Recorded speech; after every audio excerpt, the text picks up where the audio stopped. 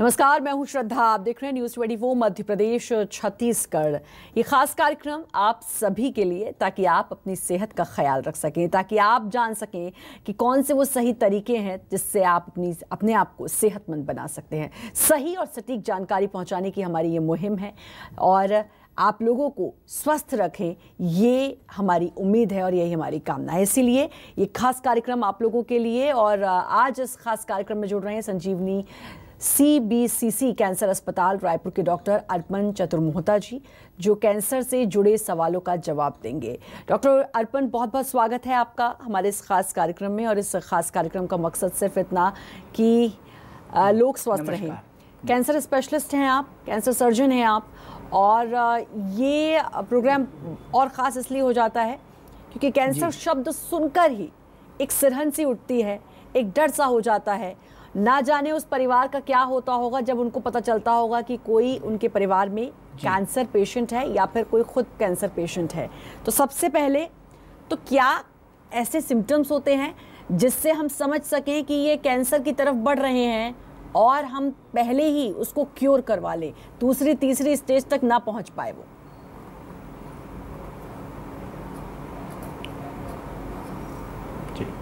जैसे कि शरीर के हर अंग में कैंसर हो सकता है और हर अंग का अलग अलग एक सिम्टम होता है, अलग अलग लक्षण होता है।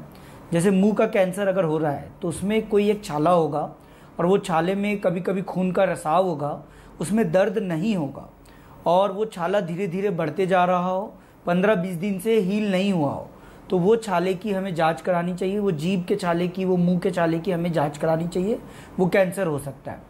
गले में कोई भी गांठ हो रही हो, गिल्टी हो रही हो, तो वो गिल्टी की हमें जांच करानी चाहिए। वो गिल्टी कैंसर की हो सकती है क्योंकि पूरे शरीर में सबसे ज़्यादा लिम्फ नोड गले में होते हैं।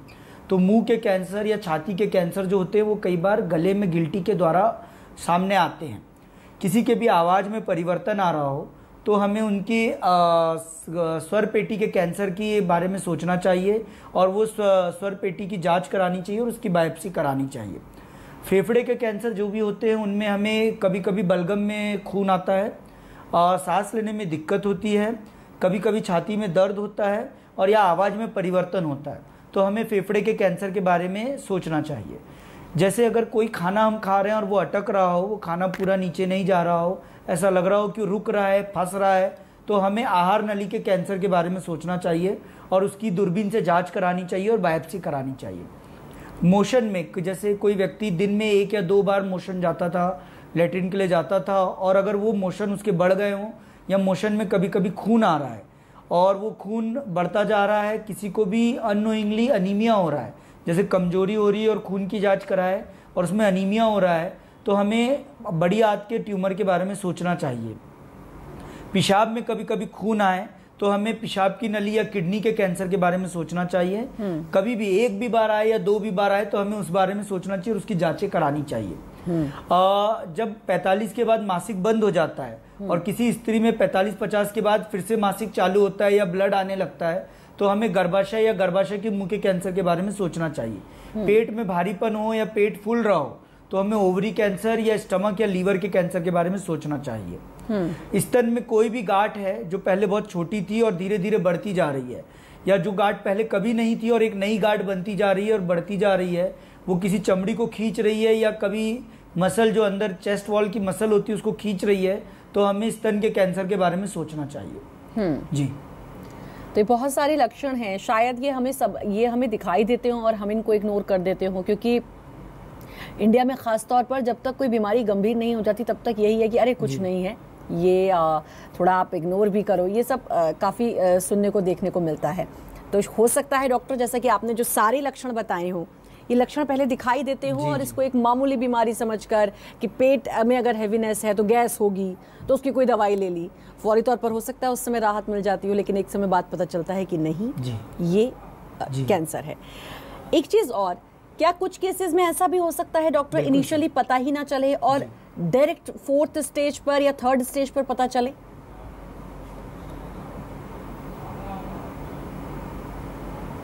जी, बहुत अच्छा सवाल है और ये भी हमने देखा है।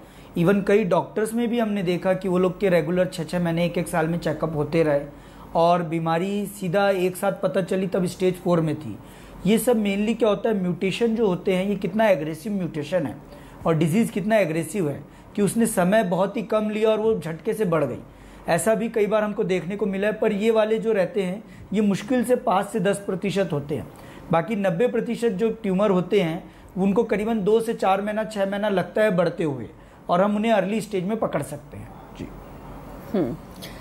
अब कैंसर के ट्रीटमेंट की तरफ बढ़ेंगे डॉक्टर, क्योंकि 2 चीज़ें हैं। एक तो कॉस्टली होता है, तो फाइनेंशियली इंसान अगर स्ट्रांग नहीं है तो एक इंसान बहुत ज़्यादा डर रहता है कि एक तो कैंसर और अब कैसे सही होगा, क्योंकि इसमें तो बहुत पैसा लगता है, ये पता है। और जो कि लगता है कीमो, अगर कीमो की स्टेज आ गई तो फिर कीमो करवाना पड़ता है, ये एक दिक्कत।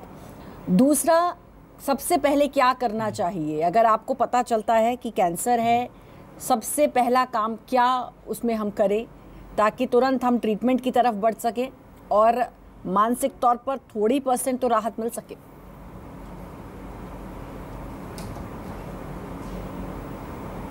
जी, ये बहुत अच्छा सवाल है और स्पेशली इंडिया में इस पर बहुत ज़्यादा मतलब विचार होना चाहिए। अगर हमें पहली स्टेज दूसरी स्टेज में कभी भी ट्यूमर पता चलता है तो हमें सबसे पहले जो हमारे एलोपैथी डॉक्टर्स हैं, जो उसके सर्जन्स हैं, जो उसके डॉक्टर्स हैं, उनके पास दिखाना चाहिए, जो उसमें स्पेशलिस्ट हैं। और वो जैसा जैसा बताए कि जैसे एक मिथ है कि बायोप्सी करने से कैंसर बढ़ता है, ये बहुत गलत है। बायोप्सी अर्ली स्टेज में होती है तो उससे कभी भी कैंसर नहीं बढ़ता है और उसका हम इलाज उसी तरीके से करते हैं। बायोप्सी इसीलिए किया जाता है कि कैंसर का कंफर्मेशन करना पड़ता है और उसका प्रकार भी जानना पड़ता है कि वो किस प्रकार का है। तो उस प्रकार से कई बार इलाज में कई प्रकार की विभिन्नता आती हैं, तो उसके लिए जानने के लिए बायोप्सी बड़ी जरूरी होती है। और कैंसर में सबसे पहले हमने देखा इंडिया में लोग कई बार आयुर्वेदिक होम्योपैथिक में भी बहुत जाते हैं। मैं एक अनुरोध करूंगा कि जब तक कैंसर नहीं हुआ है तो आप आयुर्वेदिक होम्योपैथी लेके उसको रोकें, जो भी करना है इम्यूनिटी बढ़ाएं, योगा करें, एक्सरसाइज करें, आयुर्वेदिक दवाइयाँ या आपको नीम लेना है, हल्दी लेना है, जिससे हम कैंसर को होने से रोक सकें। पर जिस दिन कैंसर हो गया है तो मैं एक आपसे अनुरोध करूंगा कि कैंसर का इलाज पूरा शर्तिया तरीके से लें। और भले ही आपको एलोपैथी वाले डॉक्टर ये नहीं बोलेंगे कि हम 100% इसको ठीक कर देंगे, पर वो जो बोलेंगे वो सच होगा। वो एक बहुत बड़े डेटा पे बेस्ड होता है। आज हजारों करोड़ों लोगों पे जो जांचें हुई हैं, जिन पे रिसर्च हुआ है, उसके बेसिस पे उसका इलाज बनता है एलोपैथी में और वो इलाज दिया जाता है। तो कृपया कर उसे नकारे नहीं। वो जो बताएंगे, हो सकता है डॉक्टर आपको कभी कभी लगे कि डरा दिया कि अरे ये तो बोल रहे सिर्फ 80% चांस से ठीक होगा, पर 80% भी बहुत होता है। आप कभी कभी आयुर्वेदिक होम्योपैथ में चले गए और सही जगह पे नहीं गए तो वो बीमारी बढ़ जाती है और उसका इलाज ही खत्म हो जाता है। फिर कई बार 4थी स्टेज में जाता है, हम लोग उसका इलाज भी नहीं कर पाते हैं जी। बहुत ज़रूरी है फिर कि आप एलोपैथी की तरफ ही बढ़ें। और जैसे एक और चीज़ आपने पूछा कि इसका इलाज महंगा रहता है, तो शासन ने सही में बहुत ज़्यादा कैंसर में लोगों को राहतें दी हैं। जैसे रेडिएशन जो है, जो पहले 2-2 ढाई लाख का पड़ता था, वो गवर्नमेंट के आयुष्मान की तरफ, बघेल जी की योजना की तरफ से राशन कार्ड के दम पे पूरा का पूरा अपना रेडिएशन जो सिकाई रहता है वो पूरा का पूरा बहुत ही कम कॉस्ट में या फ्री में हो जाता है, जो शासन द्वारा पे किया जाता है। तो शासन उसमें बहुत मदद करता है। और दूसरा, सर्जरी में भी पहले जो हर व्यक्ति को बॉम्बे जाना पड़ता था, दिल्ली जाना पड़ता था, हैदराबाद, वो सब इलाज अब छत्तीसगढ़, रायपुर, इंदौर, भोपाल, इन सब जगह पे अच्छे से अवेलेबल है और उसी मानक में अवेलेबल हैं। जो बॉम्बे में इलाज होगा वही मानक से आज भी इन सब बड़े बड़े जिलों में, बड़े बड़े शहरों में अवेलेबल हैं। तो आप उसको अवेल कर सकते हैं और वही इलाज ले सकते हैं, जिससे खर्चे में बहुत ज़्यादा कटौती हो पाएगी जी। जी, तो ये ज़रूरी है और शासन ने, अगर सरकार ने ये सुविधाएं दी हैं तो बहुत अच्छा है। क्योंकि डॉक्टर, एक तो इंसान शारीरिक तौर पर तो बहुत परेशान है। कैंसर जैसा शब्द सुनते ही मैंने कहा ना, आप डर जाते हैं। उसके बाद फिर चिंता शुरू होती है, फाइनेंशियली कैसे जूझा जाए। लोगों के, मैंने घर बार सब कुछ बिकते हुए देखा है कैंसर में। एक चीज़ और, कुछ कैंसर्स होते हैं जैसे ब्लड कैंसर, और मैंने बहुत क्लोज एक केस देखा है डॉक्टर, बहुत क्लोज मेरा फ्रेंड था, कैंसर हुआ और ठीक हो गया, लेकिन कुछ समय बाद, 2-3 साल बाद फिर उसे कैंसर हुआ और फिर वो नहीं बच सका। ये जो एक डर है कि एक बार भी ठीक होने के बाद कैंसर पेशेंट के मन में ये डर जो आ जाता है कि कहीं फिर से ना आ जाए, इसके कितने चांसेस होते हैं डॉक्टर? जी जी, ये डिपेंड करता है ट्यूमर टू ट्यूमर। जैसे आप एक ब्लड कैंसर के बारे में बता रहे हैं, तो मैं आपको ब्रीफ करूंगा कि अगर ब्लड कैंसर में CML होता है, क्रोनिक माइलॉइड ल्यूकेमिया, तो उसका रिजल्ट बहुत ही अच्छा रहता है और उसके 90% लोग या 80% लोग बिल्कुल ठीक हो जाते हैं और उनको बीमारी वापस नहीं आती है। और एक गोली चलती है इमेटिनिब, जो 20-20 साल तक लोग ले रहे हैं और उसका रिजल्ट बड़ा अच्छा रहता है। पर वही कम उम्र में जब AML होता है, एक्यूट माइलॉइड ल्यूकेमिया, तो इसके रिजल्ट बहुत अच्छे नहीं रहते हैं। और ये हमने देखा है कि कैंसर जितनी कम उम्र में होता है उतना वो एग्रेसिव रहता है और उसके रिजल्ट कई बार उतने अच्छे नहीं भी हो पाते हैं। पर जितनी ज़्यादा उम्र में होता है, जैसे 50 के बाद हो रहा है, 60 के बाद हो रहा है, तो उनमें उनके रिजल्ट ज़्यादा अच्छे रहते हैं। जैसे आप जानते हैं हार्ट अटैक का, कि हार्ट अटैक अगर कम उम्र में हुआ तो उतना ही ख़राब होता है और जितनी ज़्यादा उम्र में होता है उतने लोग ज़्यादा बचते हैं। पर कहीं ना कहीं रिजल्ट हमें ट्रीटमेंट अगर हम पूरा लेते हैं, जैसे हमारे मुंह के कैंसर हैं, मुंह के कैंसर में सिर्फ ऑपरेशन ही सार्थक नहीं है। मुंह के कैंसर में 70 से 80% लोगों को सिकाई लगती है। तो अगर हम ऑपरेशन के बाद सिकाई लेते हैं और किसी किसी में अगर कीमो की ज़रूरत है तो वो लेते हैं, तो उनमें से हमने देखा है 60 से 80% लोग बिल्कुल ठीक हो जाते हैं। ये बात सच है कि हम कैंसर में 100% नहीं बोल सकते हैं और हर व्यक्ति की बायोलॉजी भी अलग होती है। एक व्यक्ति स्टेज 1 में, हमारे पास मान लीजिए 10 मरीज हैं, तो 10 मरीज में से स्टेज 1 के 9 लोग बिल्कुल ठीक हो जाएंगे, पर एक मरीज जिसकी बायोलॉजी खराब होगी वो स्टेज 1 में भी फंस सकता है। वो कौन फंसेगा कौन नहीं फंसेगा ये सिर्फ भगवान जानता है। और उसकी हेरिडिटरी अगर हम एनालिसिस करें या म्यूटेशन एनालिसिस करें तो उससे भी पता चलता है कि वो ट्यूमर कितना एग्रेसिव है। जी डॉक्टर, और क्योंकि अब कोरोना काल चल रहा है, कोरोना से इसलिए मैं इसको जोड़ना चाहूँगी, कैंसर पेशेंट्स और जो पहले से पेशेंट्स हैं उनको खास तौर पर ख्याल रखने की ज़रूरत है। एक चीज़ वैक्सीन के बारे में जान लेती हूँ, बहुत अहम सवाल है, उसके बाद मैं महिलाओं के बारे में भी जानूंगी आपसे। वैक्सीन से रिलेटेड सवाल ये कि जो कैंसर पेशेंट है, क्या उसको वैक्सीन लगवा लेनी चाहिए तुरंत? बिल्कुल लगवा लेनी चाहिए। मैं तो अपना व्हाट्सएप में और फेसबुक में DP भी यही बना रहा हूँ कि कैंसर के जितने मरीज हैं सब लोग वैक्सीन लें, वैक्सीन में कहीं भी रुके ना, क्योंकि कैंसर के इलाज में कभी ना कभी थोड़ी बहुत इम्यूनिटी कम होती है। हम चाहेंगे कि आप पूरी वैक्सीन लें ताकि आपकी इम्यूनिटी अच्छी रहे, आप कोरोना से अच्छे से लड़ सकें। जी, तो तुरंत वैक्सीन की तरफ बढ़ना चाहिए। और अब मैं, क्योंकि बीइंग अ वुमेन, मुझे लगता है मैं महिलाओं के बारे में भी जान लूँ, क्योंकि सर्वाइकल कैंसर और ब्रेस्ट कैंसर की हमने बात की। महिलाओं के लिए ख़ास तौर पर इसलिए क्योंकि अपना ख्याल ढंग से नहीं रखती हैं, उनको लगता है कि वो बीमार होंगी ही नहीं कभी, बल्कि जब वो बीमार होती हैं तो पूरा घर तहस नहस हो जाता है, क्योंकि घर को मेंटेन महिला ही करती है, घर को कैसे चलाना है वो ही जानती है। तो कैसे सर्वाइकल कैंसर हो गया या ओवरी का कैंसर हो गया, इसको कैसे समझें, कैसे जानें? क्योंकि अगर सर्वाइकल ओवरी के कैंसर की मैं बात करूं, यूट्रस कैंसर की बात करूं, तो फिर हम लोग पीरियड्स की PCOD होगा इसलिए पीरियड्स इरेगुलर हैं, ये सारी चीज़ें समझने लग जाती हैं महिलाएं। तो ये सब कैसे समझें कि ये कैंसर हो सकता है? जी, देखिए, इंडिया में सबसे पहले, आज से 5 साल पहले इंडिया में सबसे ज़्यादा पाए जाने वाला कैंसर गर्भाशय के मुंह का कैंसर था। पर अभी स्तन का कैंसर उसे क्रॉस कर गया है और अभी इंडिया में सबसे ज़्यादा महिलाओं में होने वाला कैंसर जो है वो स्तन का कैंसर है। पहले मैं स्तन के बारे में डिस्कस करूंगा कि स्तन में अगर कोई भी छोटी से छोटी गिल्टी हुई है तो आपको उसकी पहले जांच करानी चाहिए। स्पेशली एक छोटा सा टेस्ट है जिसका नाम है सोनोग्राफी। सोनोग्राफी करने में उस पर एक ना रेडियोलॉजिकल उसमें असेसमेंट स्कोरिंग दी जाती है, जिसे हम उसको बिराड स्कोरिंग कहते हैं। बिराड स्कोर अगर आप कहीं भी करवा सकते हैं, वो आप छोटे से छोटे जिले में करा सकते हैं और वहाँ स्कोरिंग के देखें, अगर उसका स्कोर बिराड 2 है तो वो एक सिंपल गांठ है। आप बिना कैंसर डॉक्टर को दिखाए हुए एक सिंपल सर्जन जो है, जनरल सर्जन जो है, उससे वो ऑपरेट करा सकते हैं। पर अगर वही बिराड 4 आता है या 3 आता है या 5 आता है तो आपको डायरेक्ट कैंसर सर्जन के पास जाना चाहिए।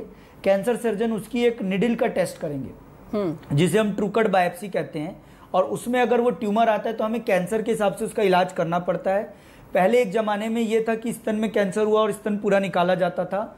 आज हम संजीवनी रायपुर कैंसर हॉस्पिटल की बताऊंगा तो 90% लोगों में हम स्तन बचाने वाला ऑपरेशन करते हैं। उसके कुछ एडवांस मशीनें होती है जिसको फ्रोजन सेक्शन कहते हैं, उनकी मदद से स्तन बचाने वाला इलाज होता है और हमने देखा है अभी बहुत ज़्यादा यंग लोगों में भी, यंग औरतों में भी स्तन का कैंसर देखने को मिल रहा है, और हम 80 से 90% लोगों में हम स्तन बचाने वाला इलाज कर पा रहे हैं, जैसा कि एंजेलिना जॉली या उनकी मदर के साथ में हुआ था। तो स्तन कैंसर में स्तन की अगर कोई भी गांठ है आप उसकी तुरंत जांच कराएं, और कोनी जिसे हम एक्जिला कहते हैं वहाँ पे कभी भी कोई भी छोटी से छोटी गांठ आती है तो तुरंत कैंसर डॉक्टर को दिखाएं। दूसरा होता है गर्भाशय के मुंह का कैंसर। गर्भाशय के मुंह का कैंसर जो प्रेजेंट करता है वो होता है कि मेंसेस के बीच में ब्लीडिंग आना। अगर यंग फीमेल है 45 से कम है तो दो मासिक के बीच में अगर ब्लीडिंग हो रही है या वाइट डिस्चार्ज हो रहा है, सफ़ेद पानी आ रहा है, तो हमें गर्भाशय के मुंह का कैंसर के बारे में सोचना चाहिए। और 45 के बाद में अगर हमें कभी भी ब्लीडिंग हो रही है, सफ़ेद पानी आ रहा है, तो तुरंत हमें जांच करानी चाहिए ताकि हम गर्भाशय के मुंह के कैंसर को जल्दी पकड़ें। अगर गर्भाशय के मुंह का कैंसर हमने स्टेज 1 में पकड़ लिया या 1A में देखा तो सिर्फ ऑपरेशन से ही वो ठीक हो जाता है, हमें कोई सिकाई या कीमोथेरेपी लेना नहीं पड़ता है। पर अगर वो स्टेज 2A तक है तो हमें ऑपरेशन, सिकाई, कीमो तीनों लगता है, और 2B के अबव होता है तो ऑपरेशन से ज़्यादा फायदा नहीं होता है और हम लोग उनमें डायरेक्टली कीमो रेडिएशन करते हैं। गर्भाशय का मुंह का कैंसर बहुत ज़्यादा अच्छे से ट्रीट हो सकता है, पर उसको अगर हम अच्छे से हाइजीन मेंटेन करें और उसे जल्दी पकड़ें तो ये कैंसर से हम बहुत अच्छे से लड़ सकते हैं जी। और ये जो हम कैंसर की बात कर रहे हैं डॉक्टर, क्योंकि गर्भाशय तो एक बहुत इम्पॉर्टेंट पार्ट है एक महिला के लिए जी। और अगर कंसीविंग से पहले जी ये कैंसर डिटेक्ट होता है तो उसके बाद अगर कंसीव करती है महिला तो क्या उसमें कोई ख़तरा, कोई दिक्कत, कोई परेशानी, या फिर इन सारी बातों का ख्याल रखना ज़रूरी हो जाएगा? जी बहुत अच्छा सवाल है ये। अगर हम लोग कंसीव होने से पहले किसी स्त्री में ये कैंसर पाते हैं, अगर वो स्टेज 1A का है या 2 सेंटीमीटर से छोटा है तो हम उसकी प्रेगनेंसी भी कंटिन्यू करवा सकते हैं, और उसमें हम एक रेडिकल ट्रैकेलेक्टोमी सर्जरी करते हैं। रेडिकल ट्रैकेलेक्टोमी यानी होता है कि उसमें सिर्फ गर्भाशय के मुंह को निकालते हैं और वहाँ एक सूचर ले लेते हैं सर्कलेज जैसा कि उसका मुंह थोड़ा बंद हो जाए, ताकि अगर कल वो कंसीव करे तो बच्चा गर्भाशय में रह सके। पर इनमें कम से कम 10 से 12% में अबॉर्शन के चांसेस बढ़ जाते हैं। दूसरा होता है कि अगर ओवरी का कैंसर कम उम्र में मिलता है तो हम लोग एक फ्रोजन सेक्शन की मदद करते हैं, फ्रोजन सेक्शन की मदद लेते हैं, और उस समय सिर्फ एक ओवरी में अगर ट्यूमर है तो वो ओवरी निकालते हैं और दूसरे ओवरी का एक सैंपलिंग कर देते हैं, और अगर उस सैंपल में कोई भी ट्यूमर नहीं मिलता है तो हम दूसरा ओवरी और गर्भाशय जो बचाते हैं उससे वो कभी भी कंसीव कर सकती है और गर्भधारण कर सकती है जी जी। अब डॉक्टर ज़रा मैं उन लोगों के लिए जान लेती हूँ क्योंकि आजकल का जो लाइफस्टाइल है, ड्रिंक हो गया, सिगरेट हो गई, स्टेटस सिंबल भी बन चुका है, और कुछ लोग तो बेतहाशा पीते हैं, कुछ लोग पार्टीज में पीते हैं, कुछ ओकेजन वाइज पीते हैं कि भाई हम इतनी ही पिएंगे जी जी। अब ये कितनी खतरनाक है, और अगर कोई पीता है तो उसकी क्या लिमिट होनी चाहिए, इसके बारे में ज़रा जानना चाहूँगी, क्योंकि कैंसर का एक कारण ये भी है जी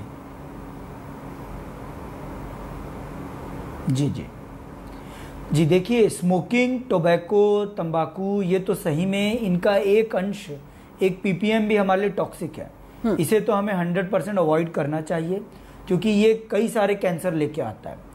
और अल्कोहल का माना जाए तो अल्कोहल अगर आप वीकली 30 ml 2 बार लेते हैं तो उससे बहुत ज़्यादा साइड इफ़ेक्ट नहीं होते हैं।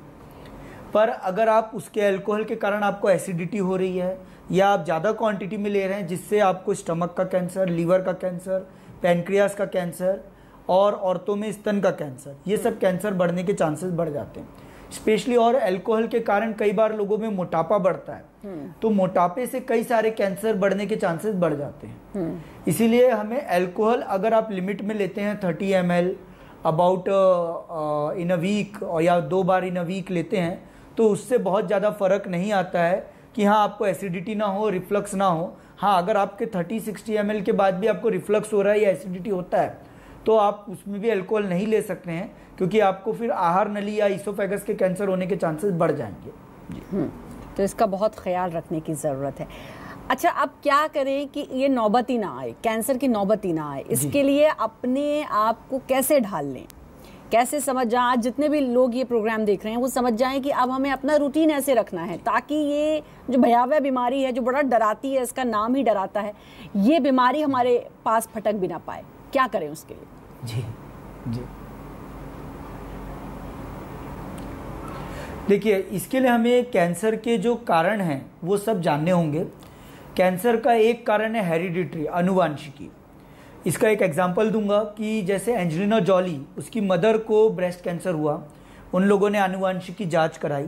आनुवांशिकी जांच में पता चला कि वो ब्राका पॉजिटिव है, और ये जैसे ही जाना तो बच्ची में भी टेस्ट किया, एंजेलिना जॉली में टेस्ट किया गया, और 12 साल की उम्र में पता चला कि एंजेलिना जॉली को भी वो म्यूटेशन पॉजिटिव है। म्यूटेशन पॉजिटिव होना और कैंसर होना, इसके बीच में गैप होता है। आप इस गैप के बीच में अगर पूरा इलाज कर लें तो आप कैंसर से बच सकते हैं। तो एंजेलिना जॉली को जब 14 साल या 12 साल की उम्र में पता चला कि उनको ब्राका पॉजिटिव है, उनने 14-15 साल की उम्र में ही अपने दोनों स्तन का और ओवरी का ऑपरेशन करा लिया और उसको रिकंस्ट्रक्ट करवा लिया, उसको फिर से पुनः निर्माण करवाया। इससे आप आनुवांशिकी वाले कैंसर से बच सकते हैं। आनुवांशिकी कैंसर कई बार कोलन में भी देखने को मिलते हैं। अगर पिताजी को कोलन में कैंसर आया, आपने हेरिडिटरी टेस्ट करवाया और उसमें उनको पॉजिटिव मिला, तो जो बेटा है वो अपना कोलोनोस्कोपी करवाता रहे, और अगर उसमें पॉलिप मिल रहे हैं तो वो पॉलिप को मिलते ही अगर वो 100 या 1000 के ऊपर पॉलिप हैं तो पूरी की पूरी बड़ी आंत का ऑपरेशन करवा ले और पूरी बड़ी आंत निकला ले, तो वो कोलन के कैंसर से बच सकता है। अब मैं आपको बताऊंगा दूसरे कारण। ये आनुवांशिकी से अगर हम छोड़ दें और परिवार में किसी को कैंसर नहीं था और हम कैंसर से बचना चाह रहे हैं, तो उसके तरीके हैं, जैसे हम तंबाकू ना लें, हम एक अच्छी एक्सरसाइज करें, डेली आधा घंटे से 40 मिनट 45 मिनट की एक अच्छी एक्सरसाइज करें, उनमें से 15 मिनट विगरस एक्सरसाइज करें जिसमें आपका हार्ट रेट अच्छा बढ़े। तीसरा है हम अपने योगा करें, योग करें। चौथा है हमारे फूड प्रोडक्ट्स, फूड में जैसे हम ले रहे हैं जंक फूड अवॉइड करें जिनसे ओबेसिटी बढ़ती है। बाहर जो हम खाना खा रहे हैं उनमें देखें कि एडल्ट्रेशन तो नहीं है, मिलावट तो नहीं है, पेस्टिसाइड ज़्यादा तो नहीं है, दूध में मिलावट तो नहीं है। ये सब चीज़ें अगर हम अवॉइड करें, एक ऑर्गेनिक बेस्ड लाइन पे चलें, ऑर्गेनिक फूड में जाएं, या हम अपने घर पे ही कुछ उगा सके थोड़ा मोड़ा और उनको यूज़ करें। सब्जियों को अच्छे से धोएं, फ्रूट्स को अच्छे से धोएं। फ्रूट्स भी कोशिश करें अगर अपने पहचान वालों के यहाँ से मिले जिनमें बहुत ज़्यादा पेस्टिसाइड्स ना हो। जो आम पकाने के लिए 1-2 केमिकल यूज़ करते हैं वो अवॉइड करें। उनको अवॉइड करने से हम अपने आप में कैंसर को अवॉइड कर सकते हैं। सबसे अच्छा है एक्सरसाइज अच्छे से करें और थोड़ा स्ट्रेस कम लें। देखिए, कैंसर का हेलमार्क्स आए हैं, हेलमार्क्स यानी होने के कारण, उनमें एक सबसे बड़ा हेलमार्क जो अभी 7-8 साल में डेवलप हुआ है वो इम्यूनिटी। इम्यूनिटी बहुत अच्छी होनी चाहिए तो आप कैंसर से फाइट कर सकते हैं। आपके अंदर के सेल, उनसे छोटे ही एक सेल जो बना, 2 सेल बना, उसको हमारे बॉडी ने उसको खत्म कर दिया, तो वो एक बड़ा रूप नहीं ले पाता है। आप इम्यूनिटी के लिए तब आप चाहें तो आयुर्वेदिक दवाइयाँ थोड़ी बहुत ले सकते हैं, च्यवनप्राश खा सकते हैं, एक्सरसाइज कर सकते हैं, योगा, योगासन, सूर्य नमस्कार, ये सब हम लोग इवन संजीवनी कैंसर अस्पताल में सूर्य नमस्कार को भी बहुत प्रमोट करते हैं कि आदमी को इम्यूनिटी बढ़ाने के लिए ये सब करना चाहिए। इससे हम कैंसर से लड़ सकते हैं।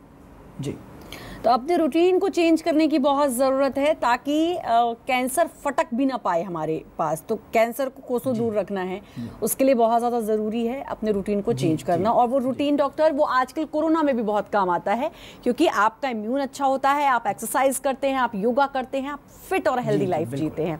डॉक्टर, बहुत ही अच्छी जानकारी, क्योंकि कैंसर बहुत डराता है, मैं शुरू से ये बात कहते हुए आ रही हूँ, और अब कैसे निपटें ये आपने बहुत अच्छे से समझाया। बहुत ही अच्छी जानकारी, लक्षण बहुत आपने बहुत ही तरीके से और बहुत ही डिटेल में बताए ताकि लोग समझ सकें और जिनको ऐसे लक्षण समझ में आते हैं वो डॉक्टर के पास जा सकें।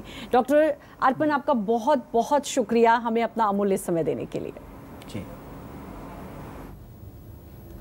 और इसी के साथ हमारी इस खास पेशकश में इतना ही। बाकी खबरों के लगातार बने रहिए न्यूज़ 24 मध्य प्रदेश छत्तीसगढ़ के साथ।